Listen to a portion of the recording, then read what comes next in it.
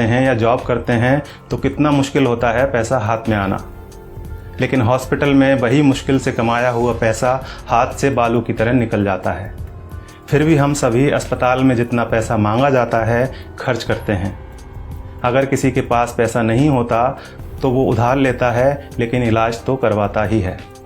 अस्पताल में पहले दिन ही सबसे ज़्यादा टेस्ट होते हैं, कुछ सर्जिकल आइटम्स भी खरीदे जाते हैं, इसी दिन सबसे ज़्यादा दवाइयाँ लिखी जाती हैं। हॉस्पिटल में कुछ पैसा एडवांस के तौर पर भी जमा किया जाता है। हमने भी वही सब किया, हमें भी दवाइयाँ लाने के लिए कहा गया। आजकल हर हॉस्पिटल का अपना मेडिकल स्टोर होता है, सो यहाँ भी था। हमने दवा ली और हमारा जो पहला बिल बना वह था 8,369 रुपये का। हमने अपनी जेब से इतने रुपए निकाले और देना चाहा तो पता चला कि हमें तो सिर्फ 4,620 रुपये ही देना है। क्या आपके साथ ऐसा कभी हुआ है कि आपने 8,300 रुपये की दवाइयाँ खरीदी हों और किसी अस्पताल ने आपको 4,600 रुपये ही लिए हों? शायद नहीं। हमारे साथ भी पहले ऐसा कभी नहीं हुआ था। अब यह बिल देखिए, दवाओं की कुल कीमत है 8,369 रुपये, जिसके नीचे लिखा है डिस्काउंट 3,748 रुपये। नेट अमाउंट है 4,600 रुपये, जिसका भुगतान हमें करने के लिए कहा गया। ऐसे हमारे पास और भी कई बिल हैं। हमने 5 दिन एडमिट रहने के दौरान वहाँ से कई बार दवाइयाँ खरीदी और हर बिल पर हमें छूट मिली। सबसे बड़ी बात यह थी कि ये डिस्काउंट हमें मांगने पर नहीं मिला था, ये बिना मांगे हमारे बिना आग्रह किए पूरे सम्मान के साथ हमें दिया गया था, क्योंकि ये डिस्काउंट वहाँ उनके बिलिंग सॉफ्टवेयर में ही फीड कर दिया गया है। और आप यह जानकर हैरान होंगे कि डिस्काउंट का प्रतिशत 2, 4 या 10% नहीं है, यह बहुत ज़्यादा है।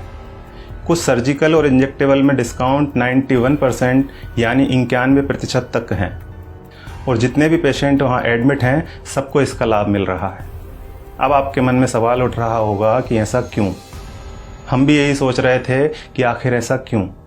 तो हमने डॉक्टर साहब से सीधे पूछ लिया, क्योंकि इसका जवाब तो वही दे सकते थे। फिर उन्होंने हमें बताया कि क्यों उनके अस्पताल में इतना डिस्काउंट दिया जाता है। उन्होंने हमें समझाया कि MRP का खेल क्या होता है।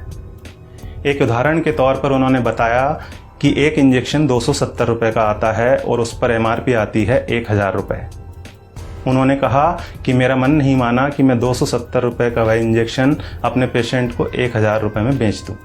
मैं डॉक्टर हूँ, मुझे अपनी फ़ीस और मेरे हॉस्पिटल की दूसरी सेवाओं का चार्ज मरीज से लेना है। 270 रुपये का इंजेक्शन 1,000 में नहीं बेचना। ये बात तो हुई डॉक्टर संजय कुमार के नैतिक मूल्यों की। अब यहाँ सवाल ये है कि दूसरे ज़्यादातर अस्पतालों के मालिकों ने क्या अपना ज़मीर बेच दिया है? बेबी गैस्ट्रो केयर अस्पताल के डॉक्टर संजय कुमार की तरह ये क्यों नहीं कहते कि हमें भी अपनी सर्विसेज का पैसा ही मरीज से लेना है? वे क्यों नहीं कहते कि 270 रुपये का इंजेक्शन 1,000 में हम नहीं बेचेंगे?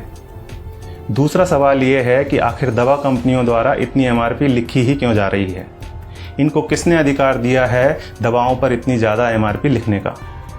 और आखिर में सबसे बड़ा सवाल यह है कि हमारी सरकार, हमारा स्वास्थ्य विभाग, हमारे प्रधानमंत्री और स्वास्थ्य मंत्री क्या कर रहे हैं? वे इस बात का संज्ञान क्यों नहीं लेते? क्या दवा कंपनियों द्वारा लिखी जा रही MRP पर अंकुश लगाना नोटबंदी या धारा 370 हटाने से ज़्यादा कठिन काम है? क्या इसे व्यवहार में लाना GST लागू करने से ज़्यादा मुश्किल है? अगर नहीं तो फिर क्यों दवा कंपनियों को इतनी छूट दे रखी है? उन्हें इस बात को संज्ञान में लेना ही चाहिए और जल्दी से जल्दी MRP पर अंकुश लगाना चाहिए। जब तक ऐसा नहीं होता है तब तक आपको और हमें अपनी आवाज़ उठानी ही पड़ेगी, और ये इतना मुश्किल भी नहीं है। हम सबको बस इतना करना है कि अगर 270 रुपये का इंजेक्शन हमें 1,000 रुपये में दिया जा रहा है तो हमें कहना है भैया 300 लगा लो, चलो भैया 400 ले लेना। इसके साथ ही एक काम और करना है, और वो ये है कि इस वीडियो को ज़्यादा से ज़्यादा शेयर करना है।